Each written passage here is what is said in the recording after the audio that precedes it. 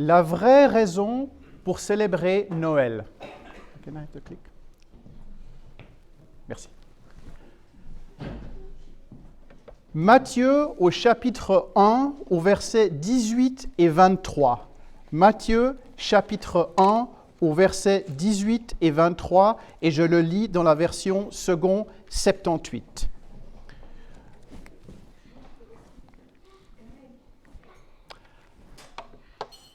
Voici comment arriva la naissance de Jésus-Christ. Marie, sa mère, était fiancée à Joseph. Avant leur union, elle se trouva enceinte par l'action du Saint-Esprit. Joseph, son époux, qui était un homme de bien et qui ne voulait pas la diffamer, se proposa de rompre secrètement avec elle. Comme il y pensait, voici qu'un ange du Seigneur lui apparut en songe et dit « Joseph, fils de David, ne crains pas de prendre avec toi Marie, ta femme, car l'enfant qu'elle a conçu vient du Saint-Esprit. Elle enfantera un fils et tu lui donneras le nom de Jésus, car c'est lui qui sauvera son peuple de ses péchés. Tout cela arriva afin que s'accomplisse ce que le Seigneur avait déclaré par le prophète. Voici que la Vierge sera enceinte, elle enfantera un fils et on lui donnera le nom d'Emmanuel, ce qui se traduit « Dieu avec nous ». Voilà, chers amis, c'est la saison de Noël. C'est un jour spécial, ce n'est pas juste un anniversaire comme un autre, c'est la naissance de notre Sauveur. L'incarnation de Dieu sur terre sous la forme d'un homme. Sa naissance est spéciale, sa naissance est un événement spécial. Nous entrons dans cette période de l'Avent. Et permettez-moi de vous rappeler que le point central dans cette période de l'Avent, ce n'est pas d'aller faire du shopping, c'est le Sauveur que nous célébrons ici. Nous devrions célébrer la délivrance du péché. La mesure de notre joie, ça ne devrait pas être les cadeaux qui sont au pied de l'arbre, mais bien le cadeau qui est mort en offrant un sacrifice pour nous sur l'arbre ou sur la croix. C'est bien ça qu'on doit célébrer. Oui, il est dans une catégorie spéciale, dans une catégorie unique. Il y a quelque chose d'unique à son sujet. D'ailleurs, on a cherché partout et on n'a pas trouvé quelqu'un de comparable à Jésus. Mais, et Yves, tu l'as bien répété en introduction, le monde n'aime pas tellement parler de lui aujourd'hui. Même à l'école, les enfants n'apprennent plus les chants de Noël. Moi, je me souviens, je ne suis pas si vieux que ça, mais à l'école, j'ai encore appris, il est né le divin enfant, on apprenait ça à l'école, et puis on le chantait au Noël en famille, et c'était un moment poignant, un moment important. Mais les enfants, ils n'apprennent plus ces chants à l'école. Moi, mes petites cousines, quand on fait Noël en famille, dans ma parenté, ils ne sont pas croyants, alors on a posé la question une fois, « Ouais, mais tu connais, tu as appris des chants de Noël ?» Ah ouais, on en a eu un une fois dans un camp, mais après, elle avait oublié, puis du coup, tout le monde a dit, bah, on laisse tomber, et puis du coup, on fait plus les chants, c'est plus nécessaire dans le monde d'aujourd'hui. Alors, on a bien essayé de lui créer des substituts comme le Père Noël. On parle du Père Noël. Et attention, parce qu'alors lui, il ne faut surtout pas y toucher. Moi, je connais un pasteur. Ses enfants, ils sont allés à l'école, les enfants du pasteur, et ils ont dit à leurs camarades que le Père Noël n'existait pas. Ouh là là, ça a fait un scandale. L'histoire est remontée à la commission scolaire. Le pasteur a été cité, il a dû venir à l'école s'expliquer, mais monsieur, mais pourquoi est-ce que vos enfants racontent des histoires que le Père Noël n'existe pas? Pourquoi vous détruisez le rêve que ces enfants ont? Et ça fait toute une histoire. Ils lui ont dit, mais vous gardez vos idées là de Jésus, vous gardez ça dans votre église ou dans votre secte, ils lui ont probablement dit ça, vous gardez vos idées pour vous. Non, le Père Noël, un personnage imaginaire, alors ça, il faut surtout pas y toucher. Et puis maintenant, il y a les petits lutins partout. Nous, avec Monica, récemment, on a acheté un écran parce qu'on voulait, ça fait 15 ans que je n'avais pas de télé, alors on a acheté un écran juste pour voir les films un peu sur un plus grand écran. Et puis, du coup, quand tu veux régler la télé, tu as toutes les pubs qui viennent. Et puis, il y a ces pubs de la Migros, il y a ces petits lutins qui viennent. Et puis, tu es complètement envahi. Puis, ils viennent toutes les 2 minutes. Et tu as ces petits lutins qui font des petits bruits.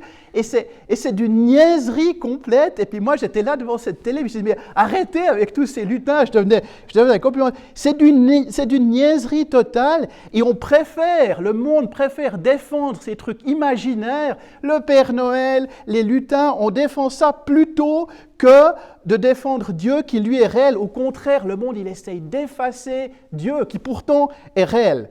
Alors, moi, je ne veux pas que vous passiez un Noël dans l'ignorance et dans la niaiserie, je veux que vous passiez un Noël puissant, Car Jésus, lui, n'est pas imaginaire, il est réel. Alors, on va parler de lui aujourd'hui. Et vous savez, on peut débattre de plein de choses dans l'Église. On peut débattre de la question mais est-ce qu'il faut faire le culte le samedi ou le dimanche? Et puis, le millénium, quand est-ce que Jésus revient? Est-ce que c'est avant le millénium, après le millénium? Et puis, quand est-ce que vient l'enlèvement de l'Église exactement? Et puis, la Sainte Seine, est-ce qu'il faut du vin ou est-ce qu'il faut du jus de raisin? Et puis, pour la louange, est-ce qu'on a le droit d'avoir des batteries et puis des guitares électriques à l'église? Vous savez, dans des églises, ils ne veulent pas les batteries, les guitares électriques, il faut chanter que les hymnes. Alors, il y a plein de débats qu'on peut avoir comme ça dans l'église, mais pour moi, c'est des débats inutiles, c'est des batailles inutiles dans l'église, parce qu'il n'y a qu'une chose qui est essentielle pour l'église, c'est ce que tu crois à propos de Jésus. Il y a 2 choses sur lesquelles on ne peut pas négocier ou débattre. La première, c'est qu'il est né de manière surnaturelle, né d'une vierge. Et le deuxième, c'est sa résurrection. Il est vivant, c'est un Dieu vivant, et ça aussi, c'est surnaturel. Et ces choses sont très importantes. Pourquoi? Parce que ce que tu crois va dicter ton comportement et ta destinée. Tu ne peux pas vivre en rébellion contre Dieu et penser que tu vas simplement arriver au paradis car le bon Dieu comprend. Non, quand tu places ta foi en Jésus et que tu crois en sa naissance miraculeuse et en sa résurrection miraculeuse et surnaturelle, ton comportement change par la vertu de la promesse de Dieu et par la puissance du Saint-Esprit.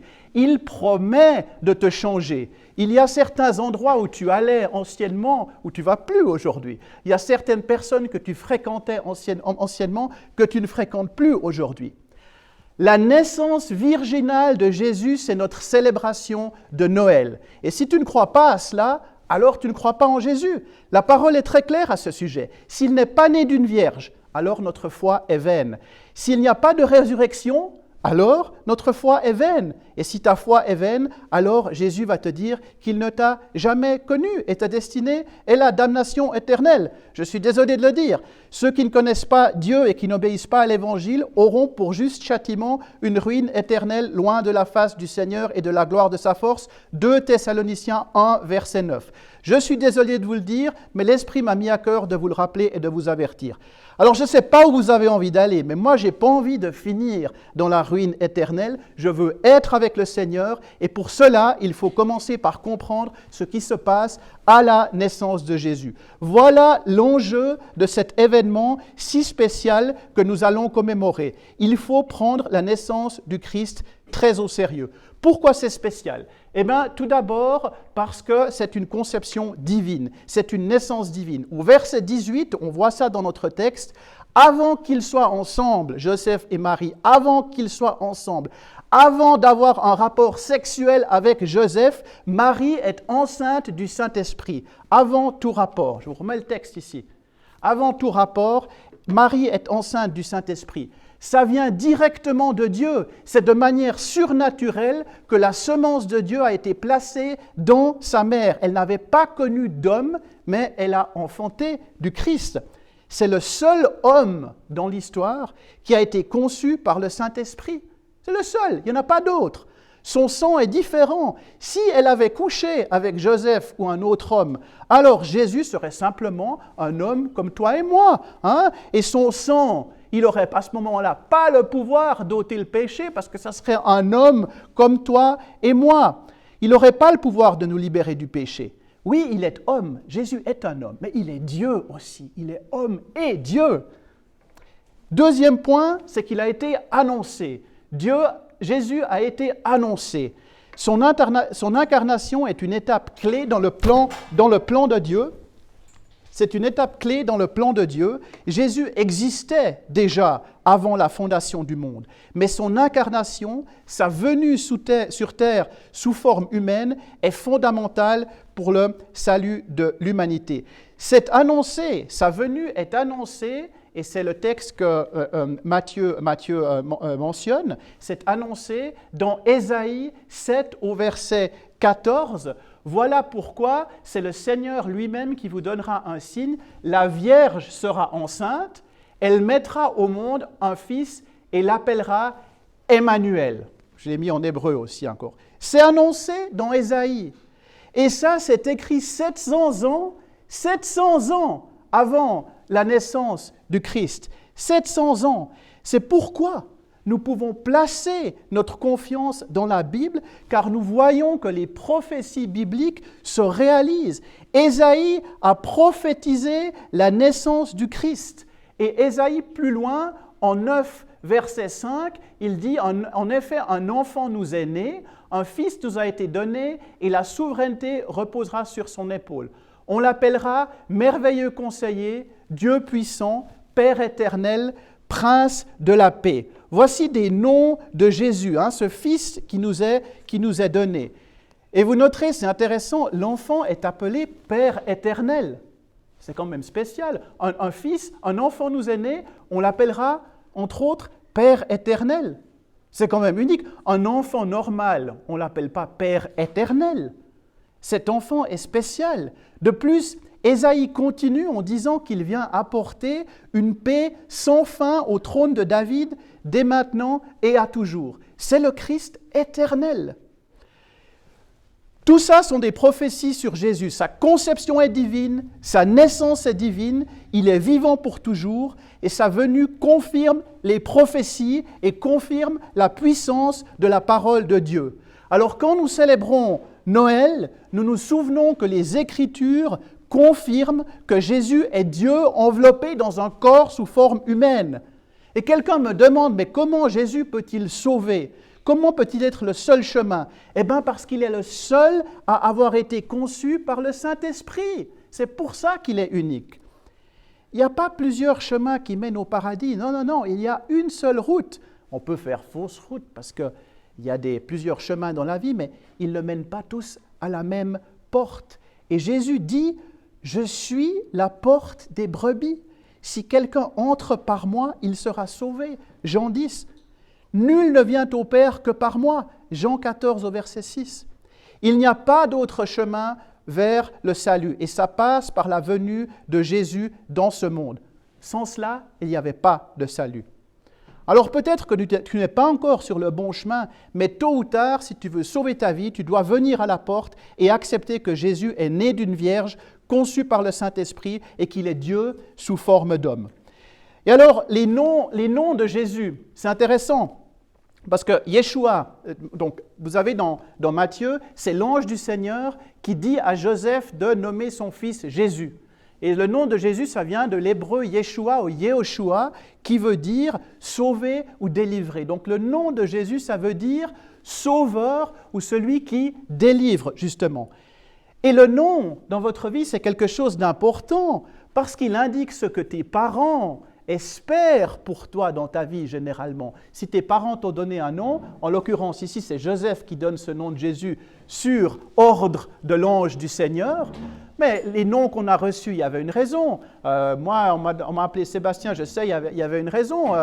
C'est pas Prosper, j'imagine, tes parents, s'ils t'ont appelé Prosper, il y avait un espoir de prospérité, j'imagine. Patrick, je ne sais pas, peut-être c'était Saint-Patrick, il y avait peut-être l'histoire de Saint-Patrick, le Saint irlandais, qui les a inspirés. Donc les noms, ils ont une importance, dans nos vies. Et alors Jésus, il a plusieurs noms. On a vu Emmanuel, qui veut dire Dieu avec nous. L'alpha et l'oméga, la pierre angulaire, roi des rois, étoile du matin, pain de vie, agneau de Dieu, prince de paix. Et ce qui est vraiment extraordinaire, c'est que dans chaque livre de la Bible, à chaque page même de la Bible, il y a quelque chose sur Jésus. On nous parle de Jésus.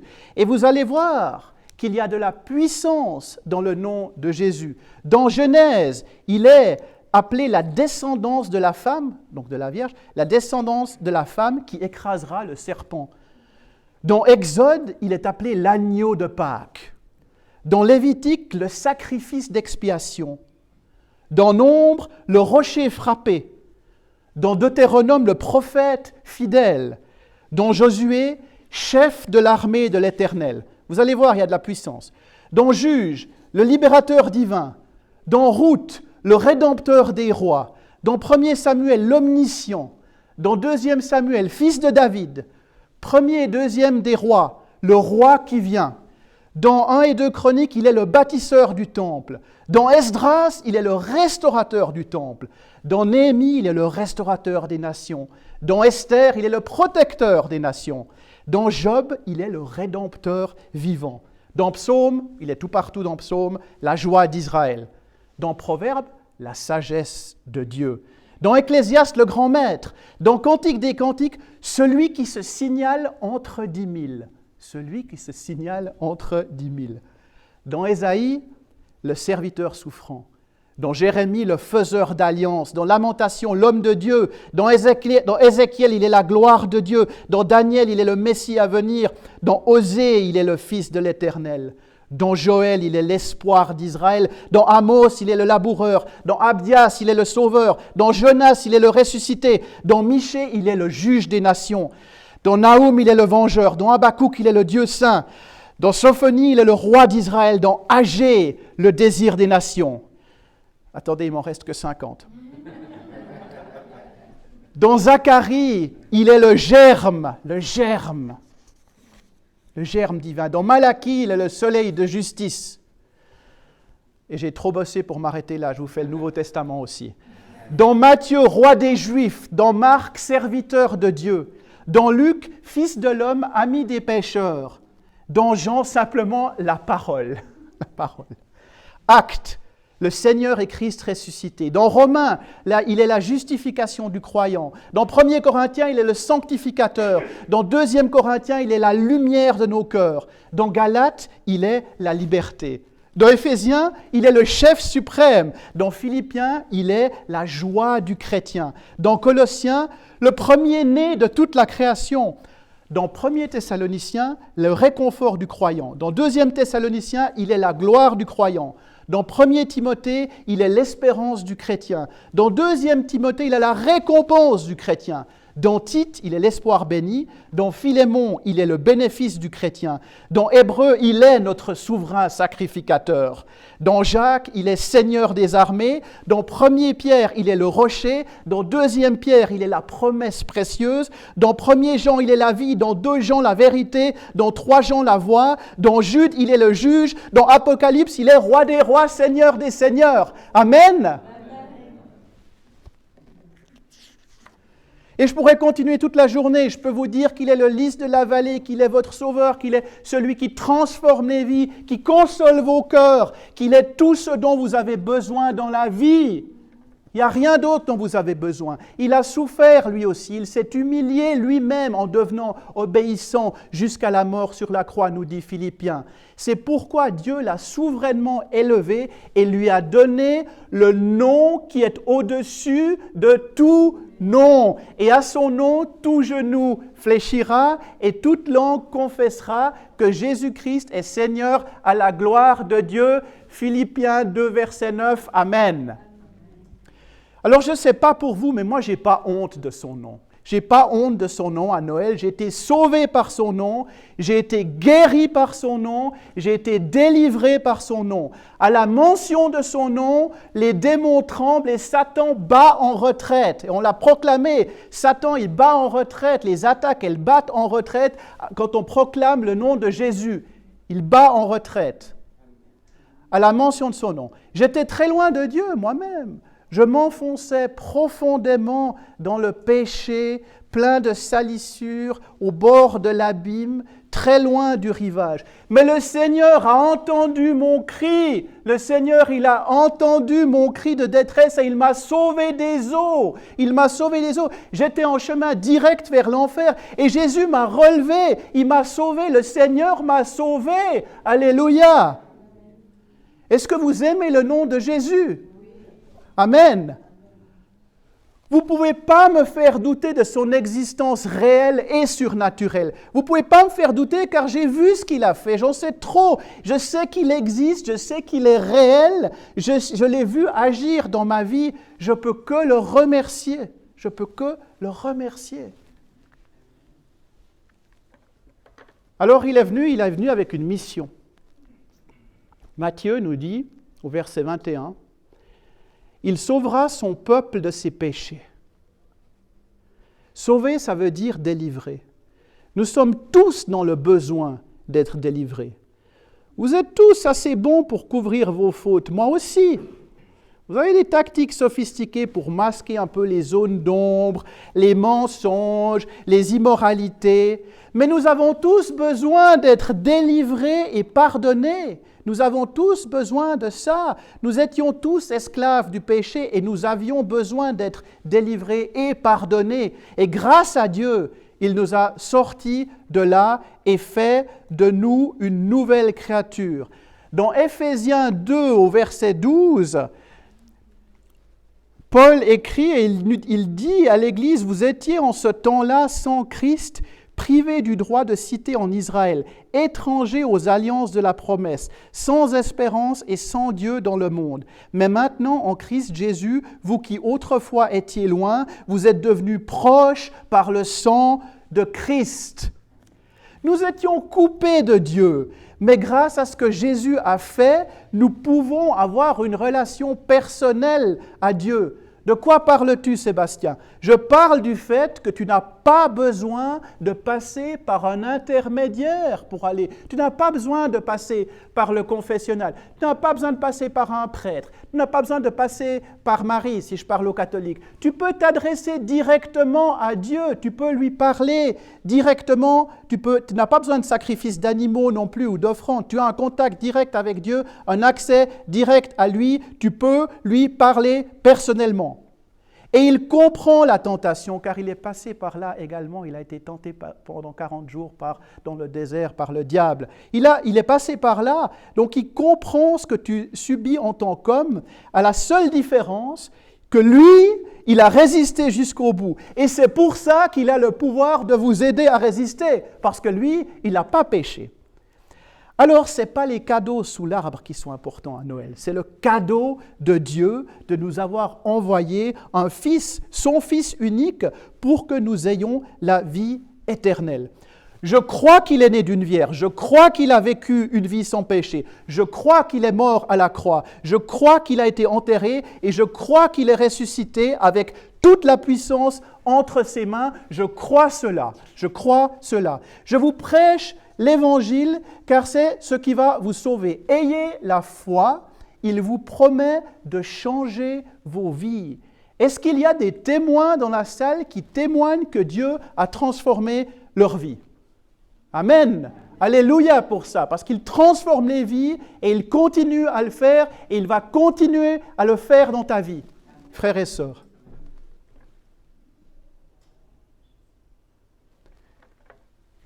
Je dois terminer. Mon dernier point, son peuple. Il sauve son peuple. Alors non seulement il sauve, mais il sélectionne son peuple, nous dit le texte. Je suis tellement reconnaissant qu'il m'ait choisi et qu'il vous ait choisi. Certains d'entre vous étaient dans un coin vraiment pourri en train de faire n'importe quoi et il est venu vous chercher et il vous a sauvé. Il n'avait pas besoin de le faire. Il n'avait pas besoin. J'aurais pu être parmi les milliers et les millions qui ne croient pas en lui et qui préfèrent croire au Père Noël et au lutin et à toutes ces choses-là. Il n'avait pas besoin. Il n'avait pas besoin de me sauver. Mais il aurait pu passer à côté de moi sans me regarder. Mais j'ai été sauvé car il m'a choisi. Alors dis-le à ton voisin. Jésus t'a choisi. Dis-lui, Tu étais un outsider, mais il t'a choisi. Tu étais au dehors, mais il t'a choisi. Il t'a choisi. Amen, amen. Il t'a choisi. Et précisons une chose. Il est venu vers son peuple, les Juifs. Jean 1, verset 11. Il est venu vers son peuple, les Juifs, mais les Juifs ne l'ont pas reçu. Ils l'ont rejeté. Et ça, c'est une bonne nouvelle, car en le rejetant, Dieu a ouvert la voie aux païens. Dieu a ouvert la voie aux païens. Il a ouvert la voie à toutes les nations. C'est le nom de notre Église, Église ouverte à toutes les nations. Amen. Il a fait de nous son peuple. Il nous a choisis individuellement, chacun d'entre vous. Il nous a laissé entrer dans la famille. Il nous a laissé. Je fais partie de la famille de Dieu. Alléluia. On était dehors, maintenant on est dedans. Comment es-tu si sûr qu'il sauve vraiment, Sébastien? Comment es-tu sûr qu'il est unique et qu'il est spécial? Hein? Alors ça, ce n'est pas dans mes notes de Noël, car je vais vous prêcher ça à Pâques, si Dieu le veut, et si je reviens à Pâques. Pourquoi je suis sûr? Pourquoi je suis sûr qu'il sauve?